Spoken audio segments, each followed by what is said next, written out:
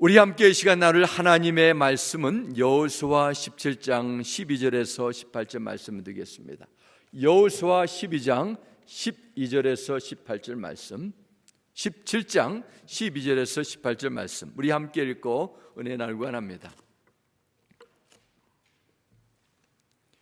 우리 함께 12절부터 읽겠습니다. 시작. 그러나 므낫세 자손이 그 성읍들의 주민을 쫓아내지 못하며 가나안 족속이 결심하고 그 땅에 거주하였더니 이스라엘 자손이 강성한 후에야 가나안 족속에게 노역을 시켰고 다 쫓아내지 아니하였더라.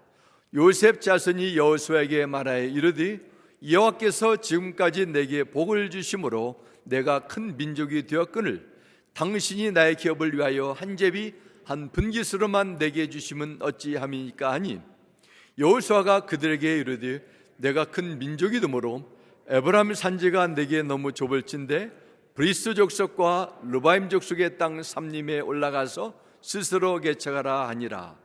요셉 자손이 이르되 그 산지는 우리에게 넉넉하지도 못하고 골짜기 땅에 거주하는 모든 가나안 족속에게는 베스안과 그 마을들에 거주하는 자이든지 이스라엘 골짜기에 거주하는 자이든지 다 철병거가 있나이다 하니 여호수아가 다시 요셉의 족속 곧 에브라임과 므낫세에게 말하여 이르되 너는 큰 민족이요 큰 권능이 있은즉 한 분깃만 가질 것이 아니라 그 산지도 내 것이 되리니 비록 삼림이라도 내가 개척하라. 그 끝까지 내 것이 되리라. 가나안 족속이 비록 철병거를 가졌고 강할지라도 내가 능히 그를 쫓아내리라 하였더라. 아멘. 오늘 본문 말씀 여호수아 17장 12절부터 18절 말씀을 통해서 비록 살림이라도 내가 개척하라, 내가 스스로 개척하라 라는 제목으로 여러분과 함께 은혜 나누고 원합니다. 먼저 우리 말씀을 위해서 기도하겠습니다. 살아계신 여호와 아버지 하나님, 생명의 말씀, 능력의 말씀, 우리에게 주시는 약속의 말씀 받기 원합니다.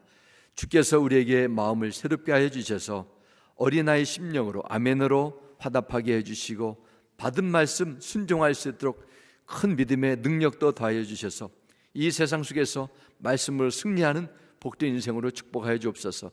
예수님의 이름으로 기도드렸습니다. 아멘.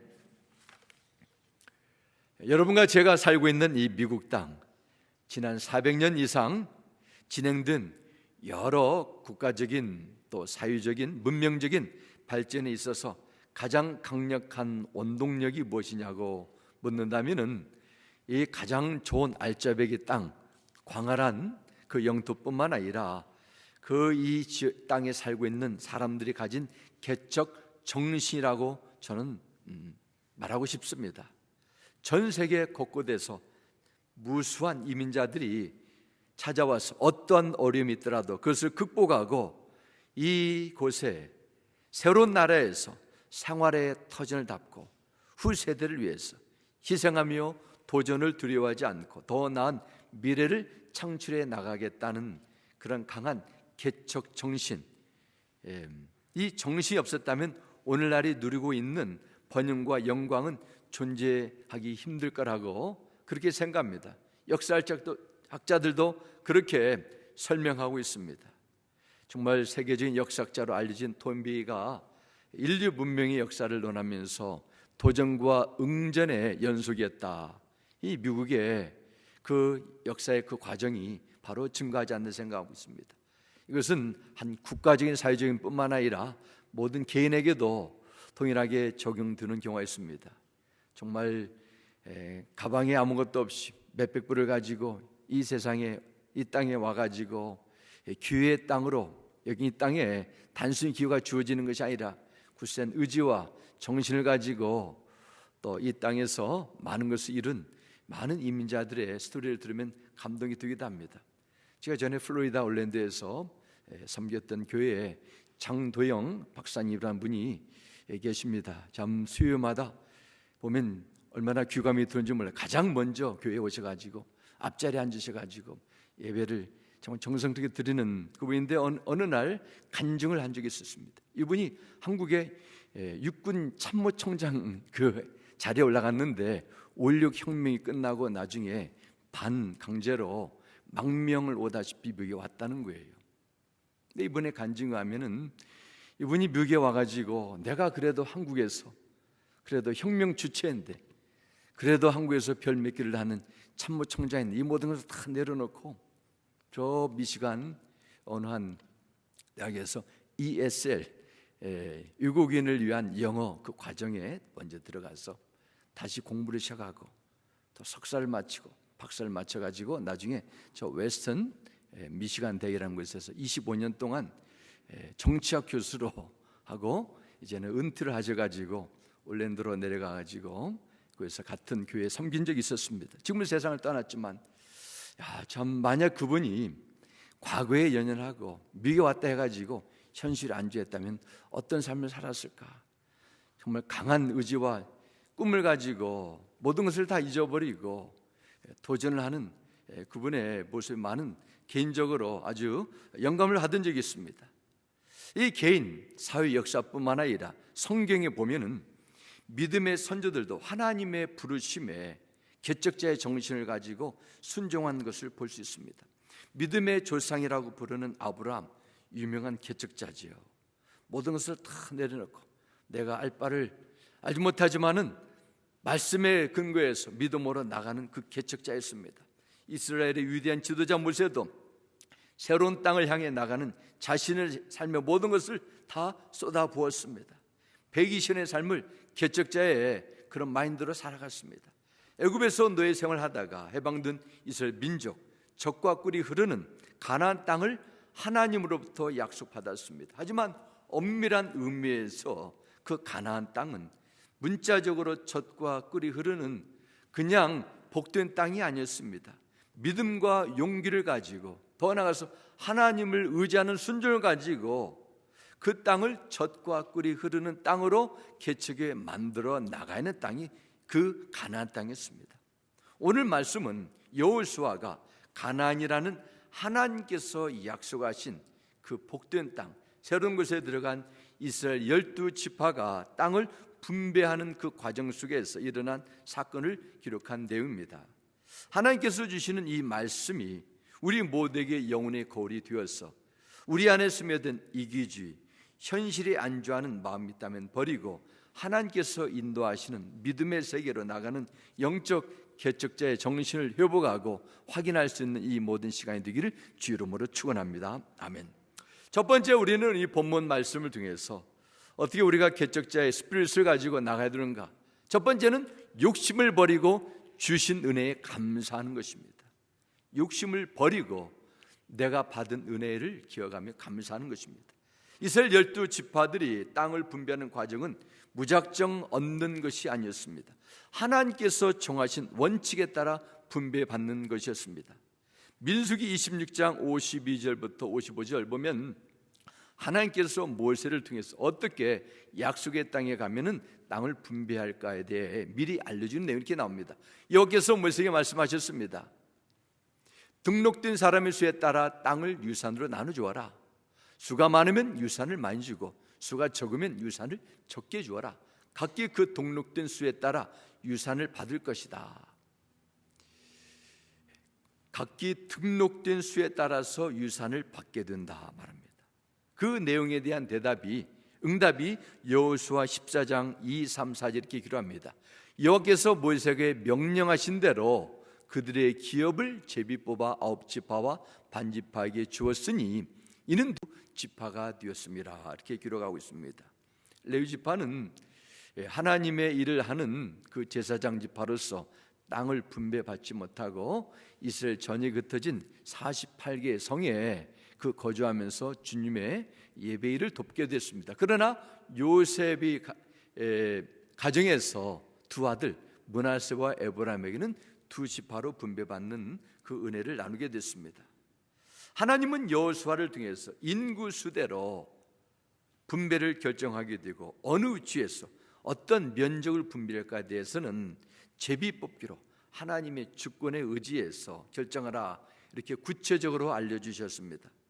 12지파 가운데 가장 많은 인구수를 가진 지파는 유다라는 지파였습니다. 지도를 한번 보겠습니다. 보면은 유다 지파는 왼쪽 길 밑에 쪽에 있죠. 바로 블레셋 땅 그 밑에 경계선입니다. 오른쪽에는 사해라는 그 바다가 있습니다. 이 유다 지파가 땅은 많이 가지고 있지만은 서쪽에는 지중해 바다로 있고 또 오른쪽에는 죽은, 정말 물을 쓸 수 없는 죽은 바다를 걷는 사해 바다에 있고, 남쪽에는 또한 블레셋 강한 적이 살고 있는 그런 험한 땅에 있었습니다. 만일 전쟁은 전혀 하지 못하는데 농사를 잘하는 지파가 그곳에 들어가게 되면 물이 부족하고, 또한 블레셋 민족의 공격으로 인해 가지고 받은 땅도 빼앗길 수 있는 그 위험을 가진 땅이었습니다. 그래서 이스라엘 지파 가운데 가장 싸움을 잘하는 단 지파, 베냐민 지파, 유다 지파에 속한 후손들은 그 지역의 땅을 분배받게 된 것입니다. 하나님께서 인구수에 맞게 땅을 적절하게 분배해 주셨다는 것은 주신 능력만큼 하나님께서 이를 맡기셨다는 것을 의미합니다. 사실 땅이 많다는 것은 좋은 것처럼 보이지만 그만큼 경작하고 지켜야 할 면적도 더 넓다는 것을 뜻합니다. 세계에서 가장 많은 땅을 소유한, 가장 많은 지하 자원을 가진 이 러시아가 가장 경제적으로 어렵고 문제가 있는 큰 원인을 뽑는다면 바로 땅은 많은데 땅을 매니지를 못한다는 것입니다. 그래서 그 나라가 국력이 휘청거린다, 그런 사회학자들의 주장이 근거가 없는 이야기는 아닙니다. 또한 땅이 넓기 때문에 그만큼 더 많은 세금을 내야 됩니다. 실제로 많은 땅을 가졌다는 것은, 더 중요한 것은 그 땅에 어느 위치에 놓여 있냐, 이거 중요하죠. 인디아나로 치면은 만일 이 인디아나, 이 넓은 그 광활한 땅에 저 동쪽 앤더슨이나 코코모에 있는 1000에이커를 가졌다는 사람이나, 아니면은 많은 사람들이 선호한 카멜에 50에이커를 가진 사람, 저 같으면 50에이커를 선택하겠어요. 더 가치 있기 때문이지요. 하나님은 이 모든 것을 아시고 각 지파가 가지고 있는 재능과 능력에 따라서 가장 맞는 땅을 공평하게 선물로 주셨어요. 그런데 오늘 본문에 나오는 요셉 지파 사람들이 더 많은 땅을 가져 달라고 요구하는 것이 나옵니다. 오늘 보면 14절 다시 보겠습니다. 요셉 자손이 여호수아에게 말해 이르되 여호와께서 지금까지 내게 복을 주심으로 내가 큰 민족이 되었거늘 당신이 나의 기업을 위하여 한 제비 한 분깃만으로만 내게 주심은 어찌하니까 하니, 이렇게 말씀합니다. 요셉 자손들은 우리가 하나님으로부터 특별히 복을 받았다 인정했습니다. 그래서 우리가 큰 지파가 되었다 자랑하고 있습니다. 실제로 요셉 자손은 요셉의 두 아들 므낫세, 에브라임 두 지파로 이루어졌기 때문에 다른 지파에 비해서 거의 2배의 숫자를 가지고 있었습니다. 이렇게 된 것은 하나님께서 요셉이란 그 사람에게 특별한 은총을 베풀어 줬기 때문입니다. 그가 애굽 땅의 노예로 팔려갔지만은 하나님의 말씀에 순종하고 겸손한 마음을 유지함을 통해서 그의 꿈을 통해서 온 그의 가족 야곱의 온 식구들이 애굽 땅으로 이민해서 정착하는데 지대한 공헌을 이룬 그런 위대한 믿음의 사람입니다. 요셉 자손들은 이런 은혜를 받고 우리는 두 지파가 됐고 숫자도 많기 때문에 2번 제비를 뽑아가지고 2배의 많은 땅을 주든지 정 껄쩍스러우면 1배 반이라도 달라고 그렇게 요구하는 것입니다. 우리는 지난주에 여호수아 14장 말씀에 나오는 갈렙이 보여준 믿음의 태도에서 나눴는데 너무 상반된 반응을 보여줍니다. 갈렙은 애굽에서 나온 이후로 최소한 45년 이상을 여호수아의 오른팔로 많은 공을 세웠습니다. 한 번도 배신하지 않고 끝까지 모세를 또한 하나님을 섬겼던 위대한 믿음의 사람입니다. 그의 나이 85세가 되었을 때 전쟁을 치르지 않고 가장 좋은 땅 기득권을 요구하면서 물과 초원이 있는 그런 알짜배기 땅을 요구할 수도 있었습니다. 그럼에도 갈렙은 가장 위험이 도사리고 있는 아낙 자손이 차지하고 있는 헤브론 땅을 나에게 달라, 나도 나서 싸워야 되겠다, 그런 믿음의 선포를 하게 됩니다. 아무리 힘들고 위험한 적이라 해도 하나님께서 나와 함께 하시면 하나님의 약속하신 말씀대로 그들을 쫓아내고 내가 이 땅을 기업으로 받을 것이라는 믿음의 선포가 나오게 됩니다. 그런데 이제 여호수아 17장에 나오는 요셉 지파 사람들은 자신의 땅이 너무 좁으니까 더 많은 땅을 요구하라는 것입니다. 사실 인구 비례로 보면은 그들이 받은 땅이 다른 땅보다 꼭 적은 것이 아닙니다. 지도를 보겠습니다. 보면은 오른쪽에 갓이 있고 왼쪽에 므낫세가 있죠. 바로 므낫세 보면은 에브라임 지파, 또한 갓 지파 땅이 가진 그 위에는 보면 므낫세 지파 땅. 얼마나 땅이 많습니까? 사실 땅 부자죠. 요셉 자손은 목축업에 적합한 유단 동편에 있는 비옥한 땅, 서쪽 땅을 잘 받았습니다. 이렇게 하나님의 전적인 은혜와 그의 선조했던 요셉을 기억함을 통해서 이 많은 땅을 받게 되고 많은 인구수를 주셨는데 그것을 다 가볍게 여기는 것입니다. 이렇게 비옥한 땅을 기업으로 저절로 받게 됐는데 그들은 반응이 다르게 나옵니다. 감사하고 하나님께 영광 돌려야 되는데 그런 은혜에 대한 반응이 나오지 않습니다. 오히려 불평하게 되면서 무조건 더 많은 땅을 달라는 이런 요구만 하는 것입니다. 그들이 이렇게 받은 것에 대해서 불만족하게 되고 바로 여호수아에게 불평하는 그 이유는 무엇일까요? 정말 땅이 부족해서 땅이 마음에 안 들었습니까? 그들의 마음이지요. 그들의 마음속에 이기심, 인간적인 욕심, 계산이 나오게 된 것입니다. 여호수아는 요셉의 아들 에브라임 지파 출신입니다. 요셉 지파 사람들, 우리 같은 지파, 같은 성씨, 같은 출신이네, 같은 선배네. 그리고 그렇기 때문에 팔이 안으로 굽는다면서 우리 지파에게 더 많은 땅을 당연히 여호수아가 줘야 되지 않나, 그런 은근한 기대를 했을지 모릅니다. 우리도 마찬가지입니다. 하나님께서 12지파에 맞는 위치와 면적을 나눠주신 것처럼 여러분에게도 주님 보시기에 맞는 특별한 은사와 재능을 다양한 은혜를 주셨습니다.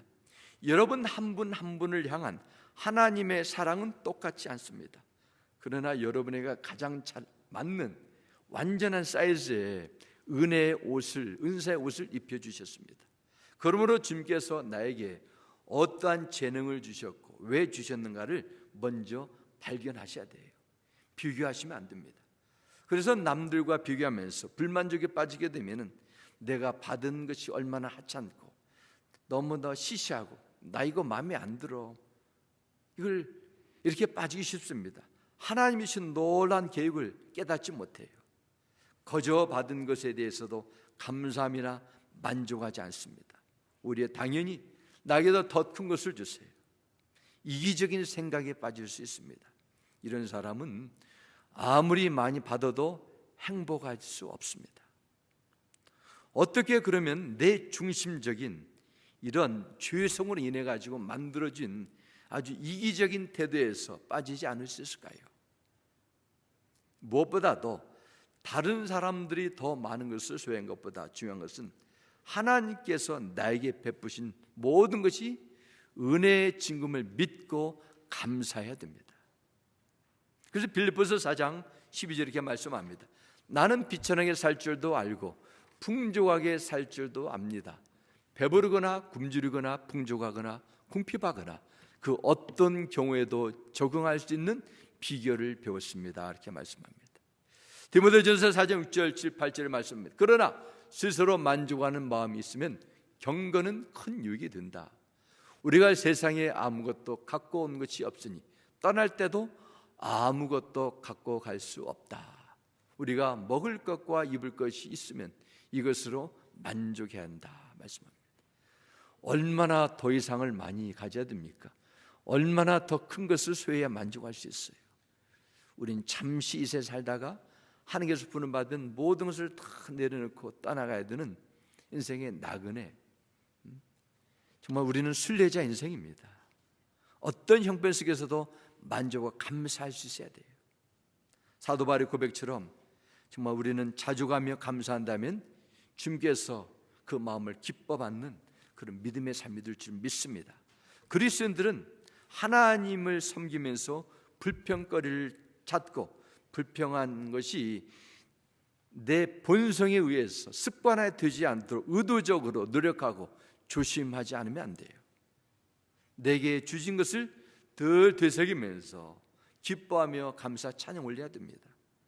신앙생활에서 시험에서 넘어지는 것은 좋지 않은 환경 때문이 아닙니다. 인간 조건이 까다롭고 힘들어서도 아닙니다. 물론 그것이 나에게 불편해 줄 수 있지만은 결정적인 조건이 될 수 없습니다. 바로 사람의 마음입니다. 여러분의 마음이에요. 마음밭이 메마르기 때문에 거칠게 되고 작은 것에 민감하고 쉽게 흥분하고 내 인생의 환경과 조건에 불평하고 원망에 빠지게 되는 것입니다. 그렇게 하지 않기 위해서 마음을 지켜야 됩니다. 마음을 잘 관리하셔야 돼요. 끊임없이 은혜의 자리, 말씀의 자리, 예배의 자리, 기도의 자리로 나와가지고 하나님의 은혜의 손길이 점점 무뎌지고 굳어지는 내 마음을 새롭게 하도록 노력을 기울여야만 됩니다. 마음이 굳어지지 않도록 늘 감사 제목을 찾으셔야 돼요. 이것도 감사합니다. 저것도 감사합니다. 작은 것이든지 사소한 것이든지 지나칠 수 있는 것에도 하나님을 향한 감사가 계속 이루어질 때 여러분의 마음이 굳어지지 않습니다. 잠시 찾아오는 불만감에 휩쓸지 않습니다. 어떤 상황에서도 내게 주신 하나님을 기억하며 감사 생활을 하시는 가운데 세상을 이기고 주님을 기뻐하시는 건강한 믿음 생활이 지속되기는 여러분의 삶이 되시길 주 이름으로 축원합니다. 아멘. 두 번째, 우리는 개척자의 정신으로 나아가기 위해서는 주어진 자리를 믿음으로 개척하라 말합니다. 자신들이 분배받은 기업이 작다는 그 불평을 계속 털어놓는 요셉 자손들에 대한 여호수아의 대답, 아니 하나님께서 여호수아를 통해서 주시는 그 대답은 어떤 것이었습니까? 15절 말씀 다시 보겠습니다.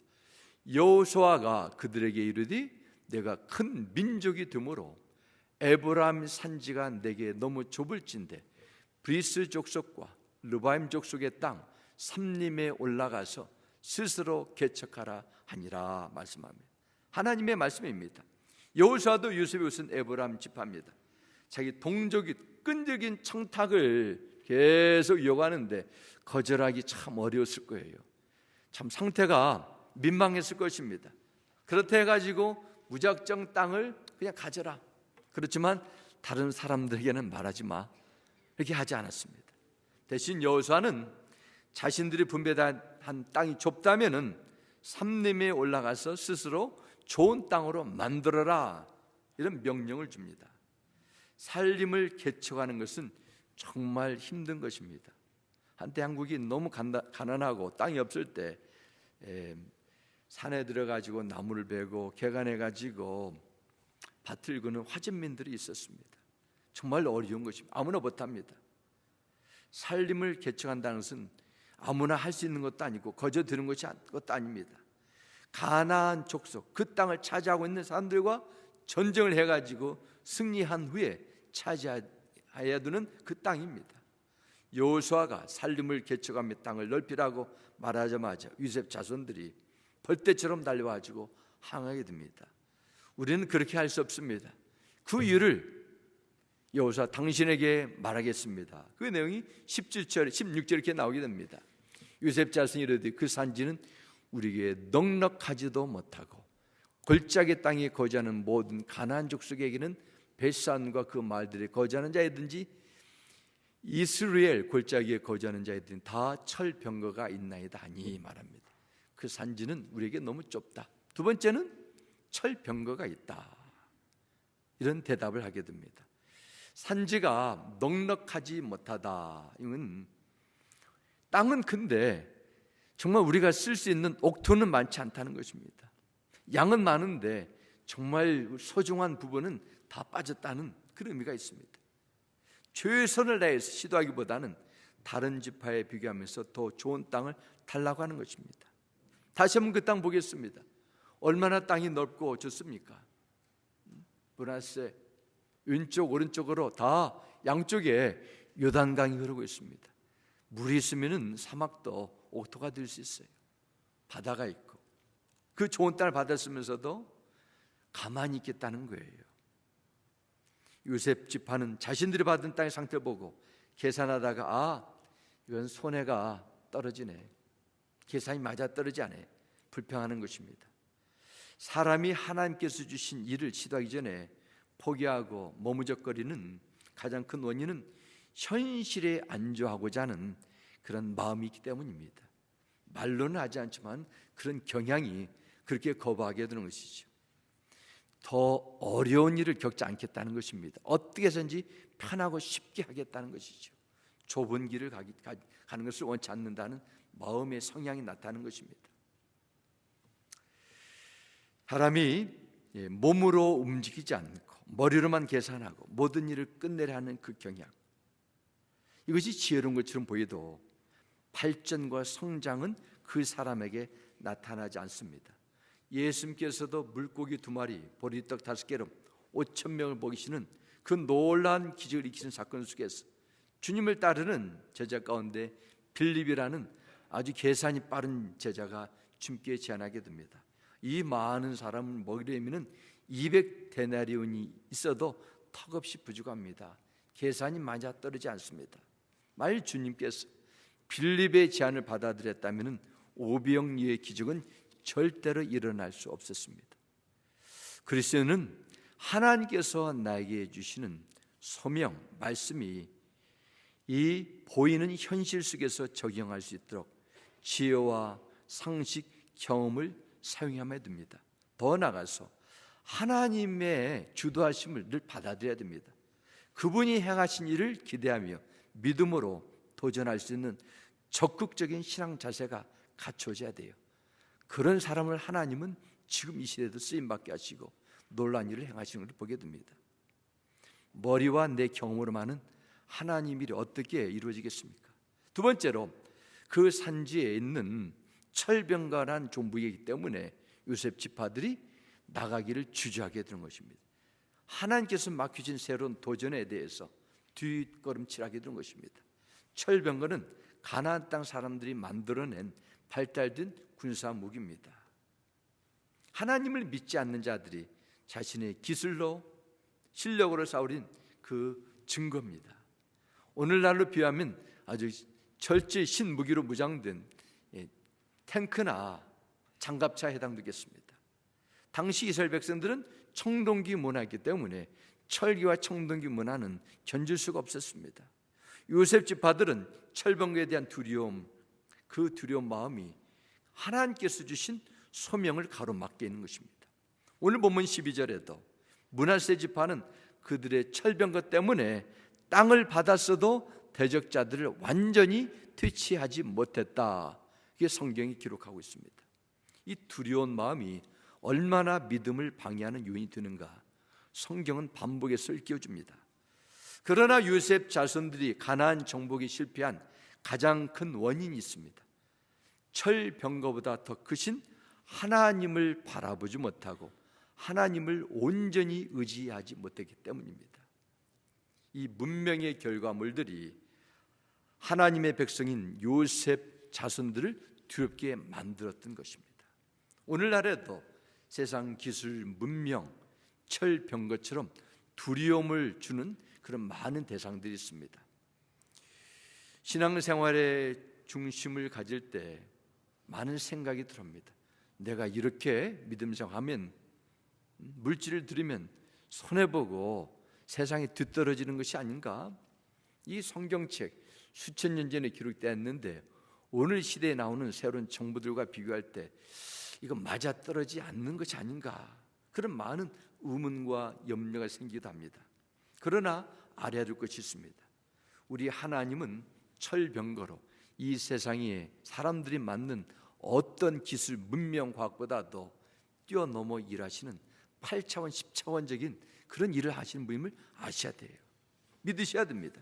그러므로 그리스도는 세상에 주는 거대한 철병거를 보면서 세상의 아름다운 그 문화, 그 문명들을 보면서 두려움이 찾아올 때 소극적으로 멈추지 마시고 오히려 적극적으로 전능하신 하나님을 바라보는 자리로 나가야 될 줄 믿습니다.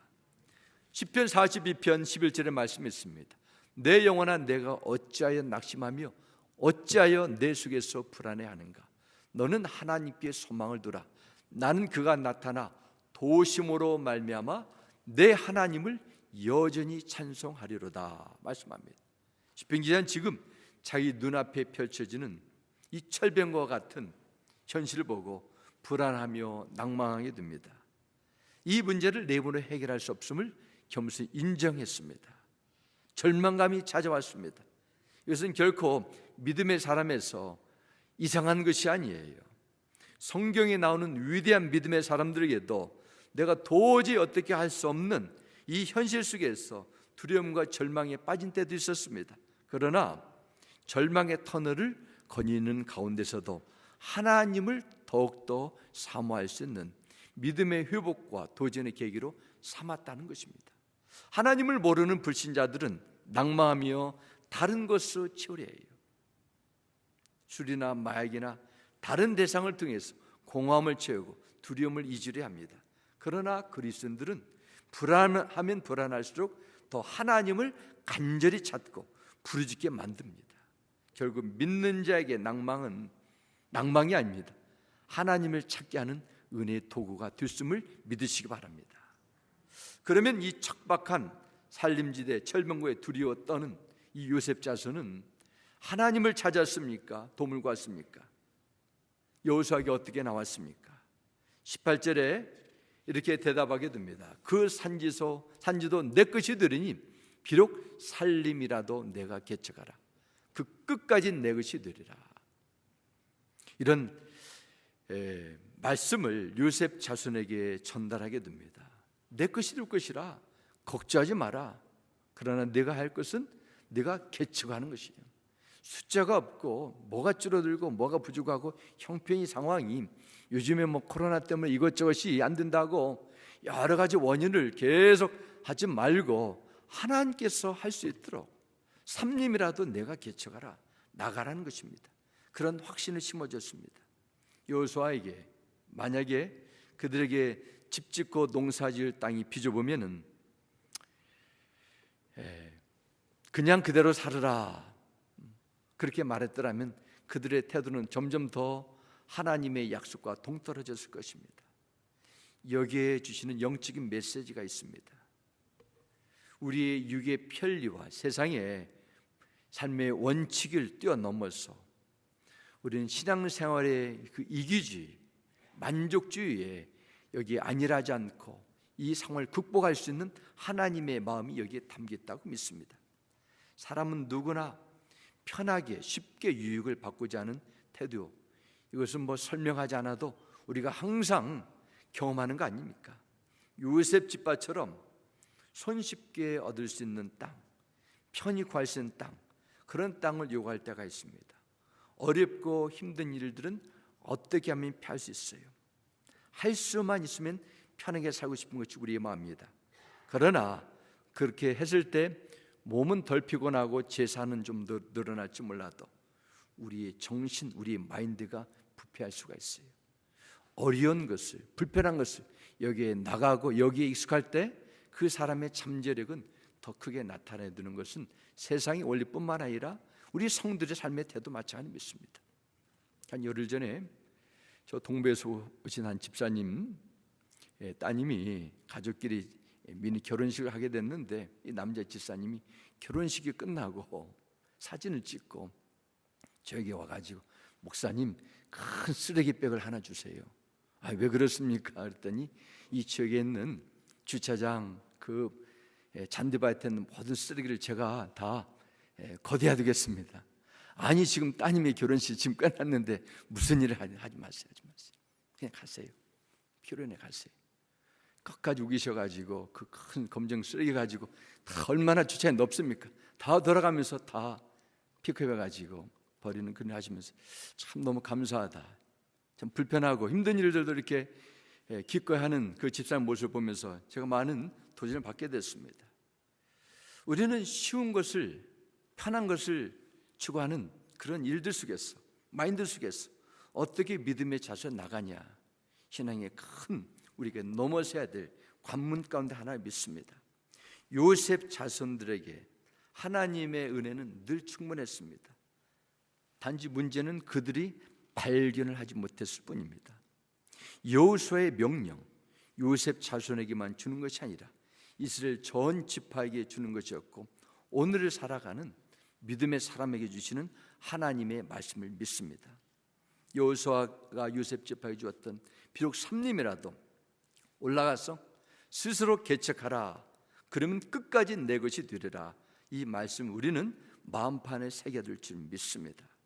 스스로 개척한다, 무슨 뜻일까요? 이 말은 농사에 관련된 말입니다. 거친 땅을, 쓸모없는 땅을 일구어 노이나 밭과 같이 사용될 수 있는 땅으로 개간하라는 것입니다. 또한 새로운 영역, 한 번도 가지 않은 그 미지의 땅, 그런 일들을 믿음으로 나가라는 그런 의미도 담겨져 있습니다. 이것은 모든 것이 완벽하게 준비되고 모든 기구들이 다 예비되어야만 가능한 것이 아닙니다. 지금은 보이지 않다 해도, 불리한 것처럼 보인다 해도 첫 발을 내딛는 것이 중요합니다. 믿음으로 씨앗을 뿌리고 믿음으로 수고의 땀을 쏟아보면 하나님의 때에 반드시 결실을 맺게 될 줄 믿습니다. 개척자에게 주신 은혜는 몸은 힘들지만 삶은 피편할 수 있어도 내 신앙이 살아 움직인다는 것이죠.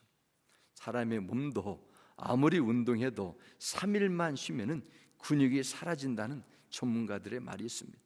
우리 신앙도 그래요. 가만히 있으면 유지되는 것이 아니라 퇴폐한다는 것입니다.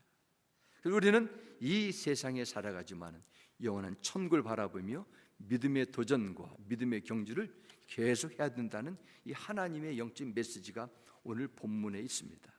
이것이 성경에서 주시는 영적인 메시지예요. 예수님께서도 마태복음 11장 12절에 이런 말씀을 주십니다. 세례 요한의 때부터 지금까지 천국은 침노를 당하나니 침노하는 자는 빼앗느니라. 안일하게 앉아서 천국을 가만히 누워서 사과가 떨어지기를 기다리는 그런 것이 천국을 얻는 것이 아니라 주님께서 맡겨진 사에게 충성을 다해 영광스러운 천국을 얻도록 노력하라는 것입니다.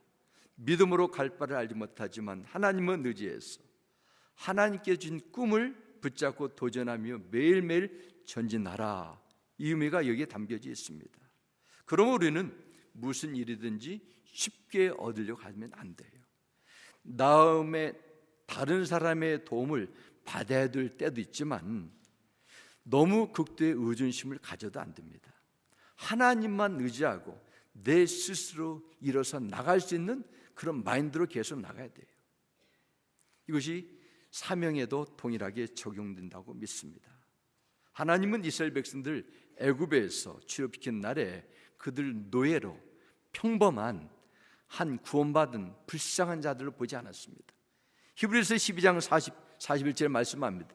이스라엘 자손이 애굽에 거주한 지 430년이라 430년이 끝나는 그날에 여호와의 군대가 다 애굽 땅에서 나왔은지입니다. 하나님께서 그들을 봤을 때 보시는 이스라엘 백성들이었습니다. 여호와의 군대가 나왔어요. 그런데 자신들은 노예라고만 사는 거예요. 받으려고만 하는 것입니다. 생각이 다르죠. 차원이 다릅니다. 주님의 교회, 오늘도 영적인 군대로 부름을 받은 줄 믿습니다. 세상은 지금도 앞으로도 주님의 교회를 끊임없이 공격하고 비웃고 조롱할 것입니다. 그러나 하나님께서 이 세상에 세워진 모든 주님의 교회는 다 여호와의 군대입니다. 복음의 능력을, 축복을 세상에 전수하는 사명의 일을 끝까지 감당하도록 우리는 영적인 군사로 부름을 받았고 하나님의 구원의 역사를 이루는 영적 싸움을 하는 여호와의 군대로 쓰임을 당연히 받아야 됩니다. 여러분, 내가 거절하고 부인해야 할 철병거를 가진 원주민은 무엇입니까? 내가 개척해야 될, 내가 믿음으로 불편함과 손해를 감수하고 앞으로 나가야 될 살림 지역은 어디입니까? 물론 여기에 위험이 있습니다. 그러나 위험하다고 도전하지 않게 되면 그 사람의 신앙은 제자리에 계속 멈추게 되는 것입니다. 하나님을 끝까지 믿고 그 말씀을 삶의 원칙으로 삼고 믿음으로 나가면 이 철병거처럼 보이는 5차원, 6차원 유차원적인 이 세상의 문명과 산업 기술에서도 우리는 하나님의 함께 하심으로 이겨낼 줄 믿습니다. 예수님을 의지하고 주님의 뜻 가운데 살아갈 때 하나님은 반드시 그 사람을 통해서 지금도 일하심을 믿으시기 바랍니다.